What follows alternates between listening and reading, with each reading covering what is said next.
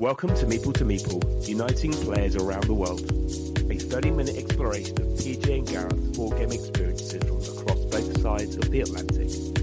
Each episode they share their thoughts and opinions on the world of board games, including their favourite themes, games, hot topics, and much, much more. Hey guys, welcome again. It is episode 68 in honor of tomorrow being Valentine's Day. The title is Be My Valentine. We're going to talk about two-player games that you should play with your partner. As always, I'm PJ. And I'm Gareth. How are you, sir? I'm okay. Valentine's Day tomorrow. So before we begin, I want to say, because I'm just too excited right now. Today's a great day. Today is a great day. What I love about this podcast is that we always broadcast on Tuesdays, which means today is Mardi Gras. Laissez les bon temps rouler to all my friends in the South. Happy Mardi Gras, everybody. Happy Mardi Gras. Tomorrow is Valentine's Day, and we're going to get together with our loved ones. It's interesting because it's also Ash Wednesday. So it's a fasting day, but it's Valentine's Day. So it's like the day of love and the day of repentance. It's interesting how the calendar works. Maybe we should do solo games for those who haven't got a partner. Oh dear. Just realised this. For those of you who don't have a partner, I'm going to pick my favourite solo game in a second, and I'm going to sit here and think to add that at the end. Okay. All right. So, good point. The plan is two-player games for you to play with your loved one, your spouse, your partner, on Valentine's Day. And Gareth, you're up first, sir. I'm up first.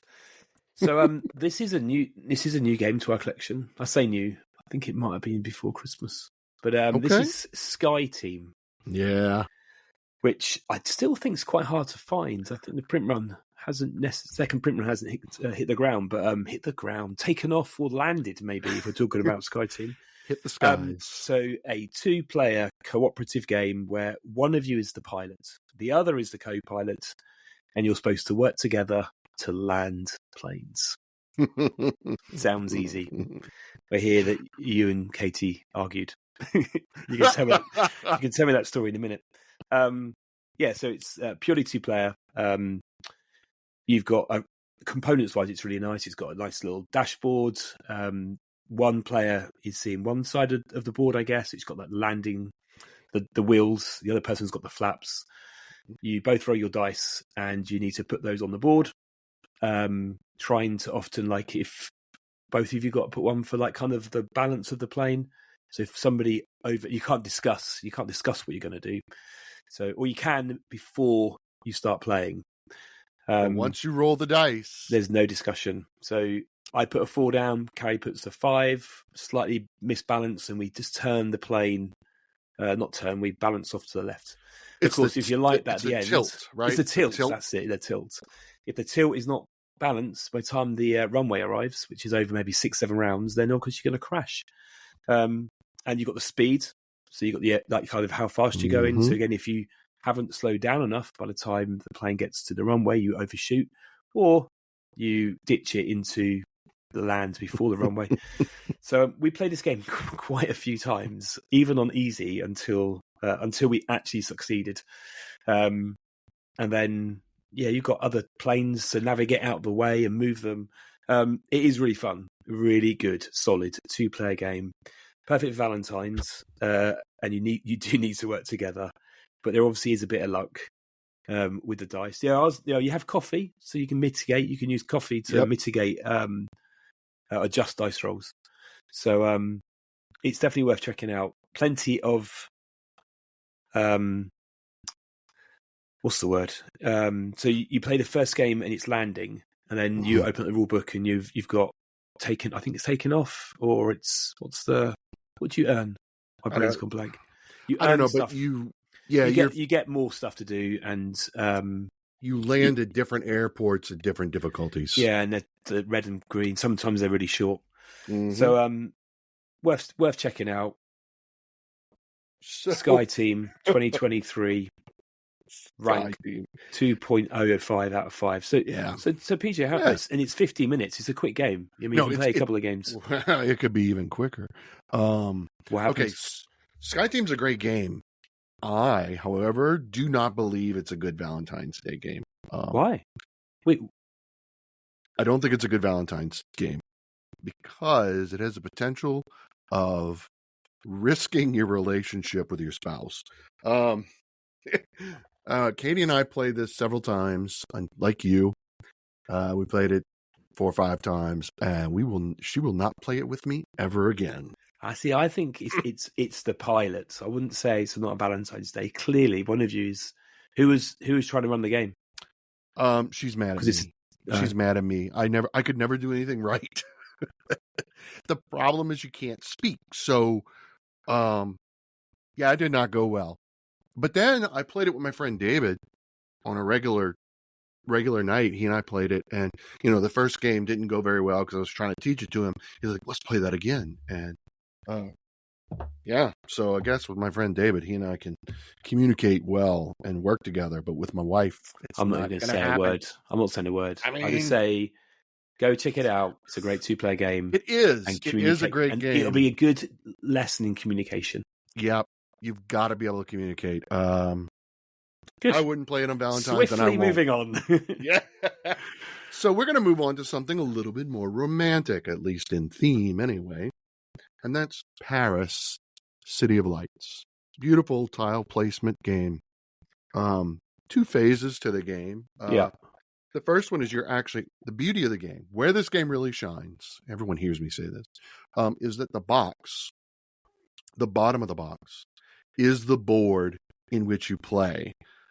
Love that. So, it's kind of like Boop, right? You flip the box over, and but in this case, you open the box lid, you take the components out, and you play inside the box. You lay your tiles down in the first phase in order to try to, match up shapes, polyominic shapes of your color. So in phase 2, when you go lay tiles of buildings across Paris, you can only put them on your colored squares. And the purple, which is shared, because it's like you're blue, I'm orange, and then purple we share. And so we place our polyomino-shaped buildings onto the tiles to build the city of Paris. And you score points when your buildings are erected or are illuminated by lamplight, hence the City of Lights. Beautiful. Yeah, it is beautiful. There's a few little 3D, the Eiffel Tower, the Arc de Triomphe. It does look really pretty. It really is. It's a lot of fun. We played it at Gen Con 2021.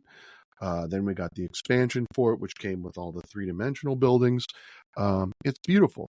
It's very pleasant. And, apparently Paris is the most romantic city in the world. So why not go lay tiles and build Paris, City of Lights? It's about 2 out of 5. Wait, 30-minute playtime. Yeah, very quick. Very popular. Number 30 of abstract games on Board Game Geek. I see. I didn't know that, but it is. Yeah, it's worthy. Well rated. I like an abstract game. Well, you will love Paris, City of Lights. Then, excellent. Will Carrie like it? I don't know. I think so. No, I think it'd be okay. I think Kira would like it. She likes abstract more. Kind of that whole placement thing. Okay. I am going for the extreme. So we've talked about games which are generally quite light. As a 2-player game that me and Carrie would want to play on Valentine's Day, we've gone for the Uwe Rosenberg Fields of Arle. Oh, that's great. That's a good one. Which in its basic game is 1 to 2 players. You can add a 3rd player if you add in the expansion. Mm-hmm. But I'd say the core game is good enough. But it is a 3.85 out of 5. So if you don't understand complexity, 5 is the most insane amount of thinking and understanding and strategy, whereas a 3.85 is kind of a medium heavyweights game. So it's a bit more complex in terms of thinking.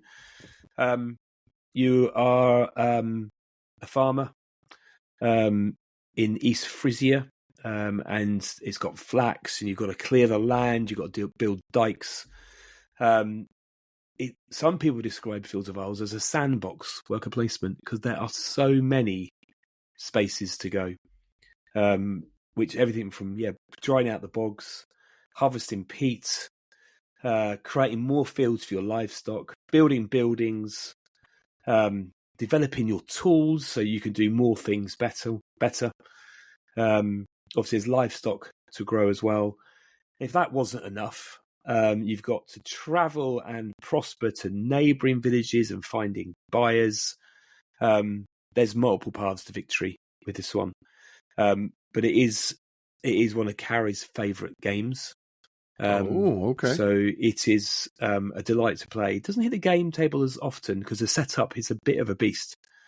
But if you're after something a bit more meaty on Valentine's Day, and want to get into something a bit of a heavy, I guess, Euro, then the Fields of Arle would be my recommendation. 10 years old this year.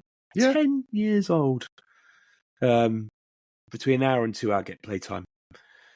Have you got Fields of Arle? We do. So this is a really interesting game. It's one of Katie and I's favorites, 2-player. But I really enjoy the story behind it. So East Frisia is in Germany, right on the border with the Netherlands, right? And it's on the coast of the North Sea. And it's where Yui is from, I believe, or because the rule book is full of history. Every component has got like a story behind about how it feeds in thematically. Yep. I mean, the history goes back to the Paleolithic times, when man was just, hunter-gatherer, hunting reindeers in the Neolithic and the Mesolithic age. And so it's below sea level, which I identify with coming from South Louisiana, which, we have levees to hold back the rivers and the lakes all the time. Same thing. And you're building levees to expand your farmland. So it's definitely a great worker placement, 2-player game. Beautiful. I really enjoy it, but it's got a rich heritage and a rich story that I really enjoy. And, good choice. So, where are you going next? So I'm going to go with another favorite of my wife and I's, and that's Patchwork.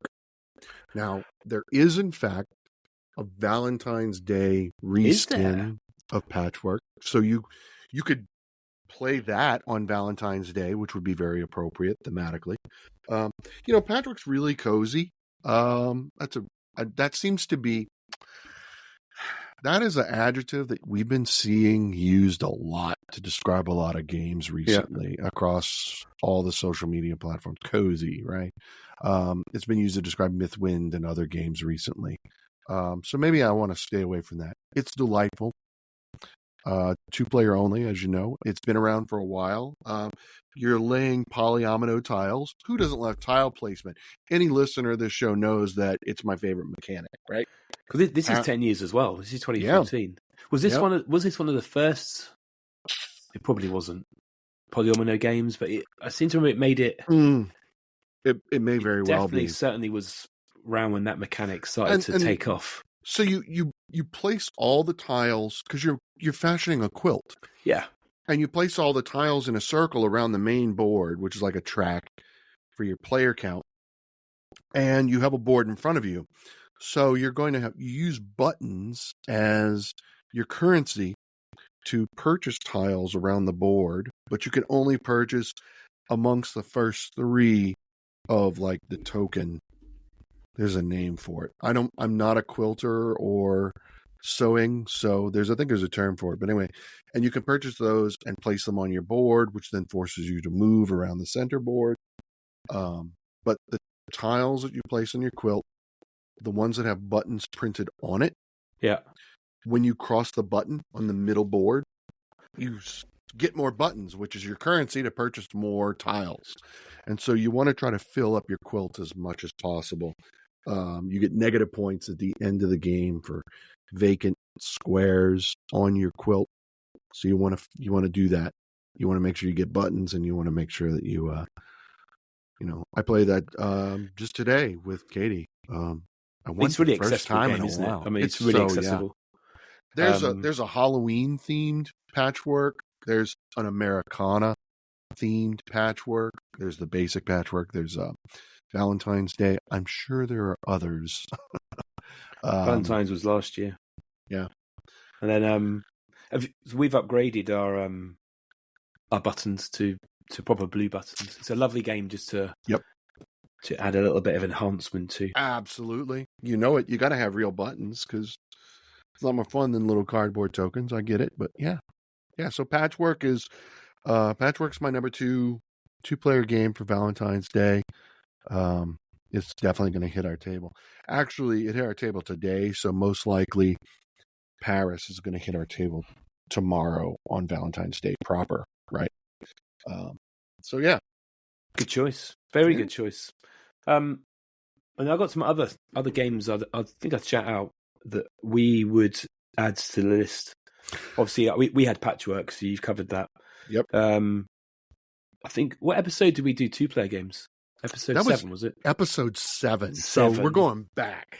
So if you want to hear some other 2-player games, certainly another game that both me and Carrie love is Targi, which we covered in episode 7, which is a nice worker placement, kind of putting 2 workers out. You draw a line, and it's so clever. Yep. A game that Carrie enjoys playing, but gets frustrated is Mr. Jack, which is the kind of hidden movement. You're kind of trying to position yourself in the lights. It's based on Jack the Ripper. So Jack is trying to manipulate the other characters on the board so that he escapes. All the other characters got to find Jack, and the lights are on or off. It's a really clever game. So here's a question. What kind of message are you sending to your spouse if you want to play a game about Jack the Ripper on Valentine's Day? Just be nice. It's a nice game. I think you're overthinking it.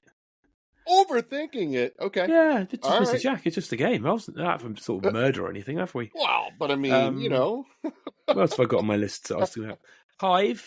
That's about insects. You know. Is insects okay? Insects, I think they're okay. This is a game that you gave me. You gifted me a copy of this game. Oh, we sent a copy over. Yeah.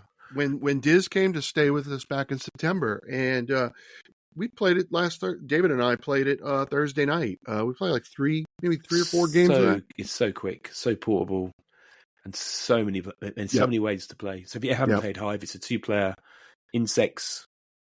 You got grasshoppers, you got spiders, ants. Each player's got a bee, a queen bee, and you just need to make sure that the other player doesn't surround your queen bee with their insects. So it's a mixture of, I guess, chessy kind of moves.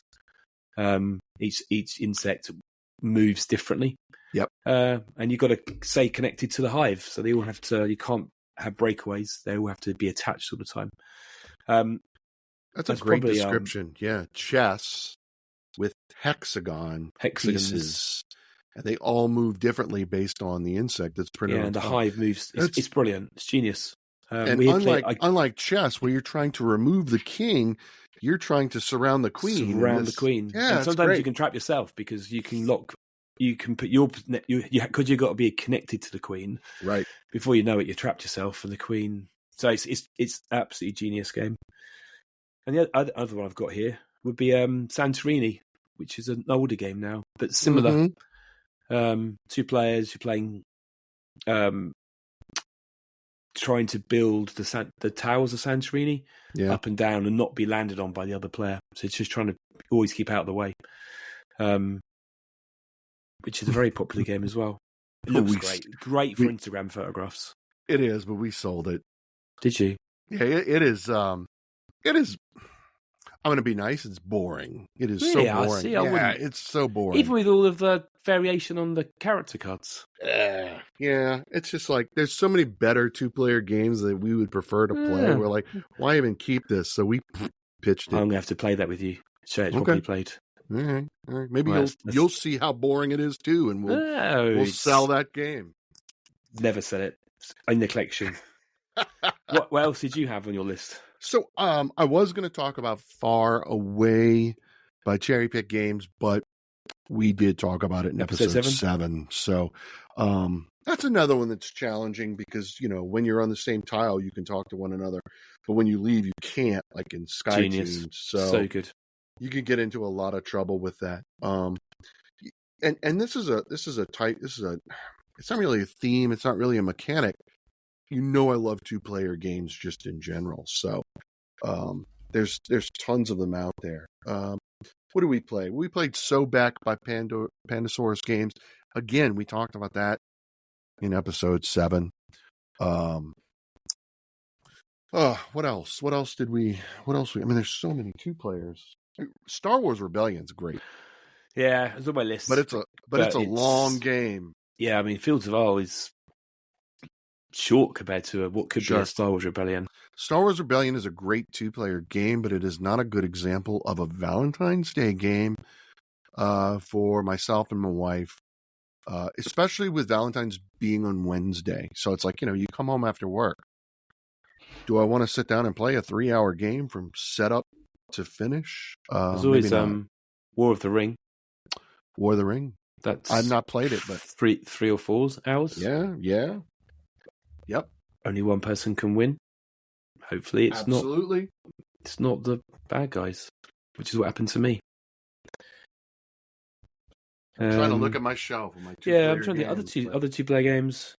There's a nice abstract game called Shobu, which is these wooden boards. Shobu, yeah. And black and white tokens. Yeah. It's kind of move around position, but each board you have to move independently. So that's quite. We picked that up in New York, and it's been around the world with us. So what I've noticed about 2-player games, just in general, right? And I'll just quickly rattle off some titles. The 2-player versions are better than their big brothers, right? So 7 Wonders Duel is a 2-player version of 7 Wonders. 7 Wonders is not the best game out there, but 7 Wonders Duel is very popular, and we love it in our home. Yeah. Agricola, all creatures, big and small. Something like that. Anyway, it's a 2-player version of Agricola. Now, I can tell you that I despise Agricola and will not play it. We played Agricola Friday night. Yeah, well, you First wasted time in 4 years. Yeah, well, there's a reason why. It was brilliant. No, it wasn't, because it took you 4. It took us like an hour and a half, like that. Yeah, but it took you 4 years to hit the table. There's a reason why it doesn't hit the table. No, it's just got too many games. There's better games out there. It was really satisfyingly bad at it. I'd forgotten how hard it was. Yes. So it'll be in a table again next week, because we were like, it's good. No, it's not. No, what would you keep if you got Caverna? No. This is the problem. It's not even your genre of games. No. We had the 2-player version of Caverna, which we love. Yeah. Cave to Cave. But the 2-player Agricola is so delightful. Agricola's got beautiful animals, and animals are cool. And I don't want to plant pumpkins and corn. And by the way, if you feed your family, I can't feed mine because you took the spot. I mean, hey, you haven't got to worry about that. Agricola, man. Yeah. We need more conflict in our lives. We have loads of conflict games. You come for Occasion Con. We need more conflicts and upsetting people. Clearly, that's what you need. Apparently, it's funny you mentioned that. Apparently so. Yeah. Agricola is just, so it's one of Yui's early games, and he's gotten so much better in designing games. There's a reason, you get away from your original. Ours is like I wouldn't say it's whatever the 2012 or whatever, but there's a second edition which has been, I guess, streamlined. So Agricola just celebrated. Celebrated the big box, didn't it? Yeah, it's like Agricola 15 because it was 15th anniversary or something. Took a look at that and said, "Yeah, I'm not buying it." Yeah, moving on. I mean, someone said to me on my post that they've got every spare card, every deck. Yeah. We've just got the core game. You can't give me a copy of Agricola for free. I'm gonna have it set up ready. What else? Any other 2-player games before we do a solo? A couple of solo games. I've got a couple of solo games. Oh, right. Emotep Duel is another 2-player version that's better than its bigger brother. Yeah, don't know. It's great. I mean, you're basically offloading ships and scoring points for it. I had the original game. Yeah. So Emotep's okay. It's okay. Yeah. We sold it too because we got the 2-player version, which is so much better. Yeah, that makes sense. Moving on, solo. So for those of our friends and loved ones who do not have a partner or a loved one at the time currently, Or if they're away, like I've been for the last couple of years. But yep. this year I'm not. So I've just gone through my solo games, and I'm going to pick out 3 without really going into much detail. So I think a really good one would be Final Girl. Maybe not. Sure. We're going to stick to the theme of Valentine's Days and serial killers. What other ones have I got on my list? We've got a friend here in the U.S. in our community who absolutely loves Final Girl. That Final Girl is his favorite game. That it has supplanted Everdell as his favorite game. Wow. That is our dear friend Jacob. Game with me under the Evertree. Game with me under the Evertree. With my axe under the Evertree. He confided in us that he was considering changing his handle on Instagram. Amazing. He should to favor Final Girl over Everdell. And I was like, I mean, just make 2 accounts. You could do that too. I know he loves Final Girl. Our good friend May Beasley, Ameritrash Talk, she's a big fan of Final Girl. Horror's not my genre. Solo gaming is not really my thing, but it's Final good. Girl, I've only got 1 box. I've got the core game, and it is much. Genius. There is so much expansion boxes and other stories, but the way you open both sides of the box, set it up, and it does feel like a tense, horror film. Trying to survive. It's really clever. That's interesting. Very interesting. A game that I got recently that it does play more, but I do agree probably plays best with 1 is Turing Machine. Oh yeah. Which is a logic puzzle, if you like. So I've been having fun with that. So yeah, trying to crack the code using a real life analog computer. Yeah. And what other one would I recommend? Under Falling Skies was my last one, which is kind of the space invaders kind of game. So I have never played it, but here's the question: there was a television show back in the 90s, maybe the aughts, in the beginning of the 2000s, called Falling Skies, which is about alien invasion. I'm wondering if there's a connection, or that's just coincidental. I've always wondered that about the game. I've never played it, but I don't know. So if anyone knows, send us in the comments there at Instagram at Meeple to Meeple, or catch us on Spotify and let us know if there's a connection to the USA series Falling Skies with the game Under Falling Skies. I don't know. Maybe there is. Maybe. Yeah, you got any solo games before we wrap up the episode? I don't have any solo games. There are games that I've played solo that I enjoy, and we've talked about them before. But yeah, I've got nothing for you. You got nothing. I'm not a solo gamer, so I think the game that we'll play on Valentine's, but won't be a 2-player game. We'll be 2 players. Is that we have picked up Newton. Which, if anyone was listening to maybe 2 episodes ago, we're talking about our favourite games by that was Darwin's Journey episode, wasn't it? And then we talked about other games by the designers. And then episode 66, we talked about Darwin's Journey, and we discovered that Newton is similar and by the same designers. And then I looked at all of those designers and went, they are games that I enjoy. So there's a whole host of other games I'm going to try. But yeah, Newton is probably what we will end up playing on Wednesday. Good for you. Good for you. We're going to play Paris, City of Lights. Good. We should talk about that next week then. Let's see how we get on.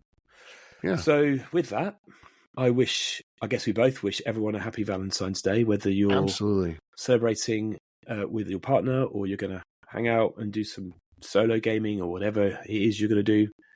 And we'll be back for our next episode in a week. Yeah, and I think Gareth needs more Valentines in his life. So everybody, send him a message and be his Valentine. Thanks. Yeah. Share the love. That's right. Right. Thanks for listening. Thanks, everyone, for listening. Please subscribe. And as always, we'd love to hear your thoughts and ideas. So make sure to leave those in the comments. And don't forget, you can also chat with us both on Instagram at Meeple to Meeple.